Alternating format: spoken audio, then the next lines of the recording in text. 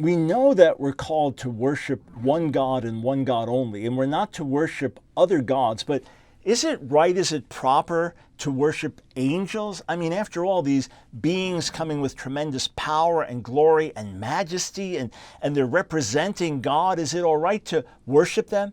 Now we know sometimes in the Old Testament, God himself appears in the form of an angel.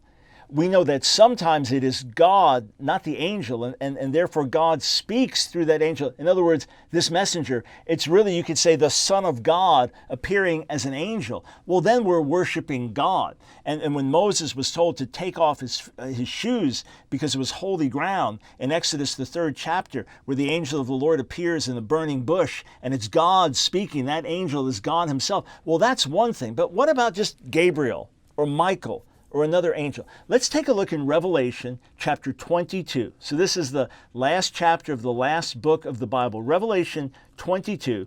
John is giving his record here in verses 8 and 9. I, John, am the one who heard and saw these things.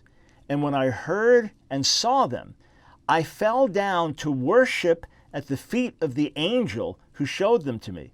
But he said to me, "You must not do that. I am a fellow servant with you and your brothers, the prophets, and with those who keep the words of this book. Worship God." Worship God. We shout that out from the rooftops. I don't care how mighty the angel. I don't care how much power. We read in 2 Kings and Isaiah how one angel of the Lord kills 185,000 Assyrians in a single night. Angels have great power, great majesty. If an angel of the Lord came in this room right now, I'd collapse on my face as one dead, shaking and trembling in the presence of this glorious being. But the angel says, I'm just a fellow servant. There's only one God.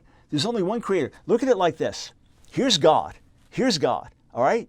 And 1,000,000,000,000 miles below, the most mighty angel, the most glorious angel that God's ever made, the Michaels and the Gabriels of the angelic world, and then the godliest men and women on the planet. We're all way, way, way, way, way, way down here. And in fact, we have superiority over the angels. Hebrews 1 says that the angels have been sent to serve us.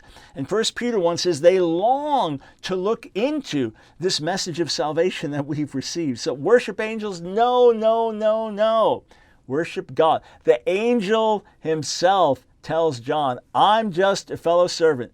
Don't fall down at my feet. No, worship God.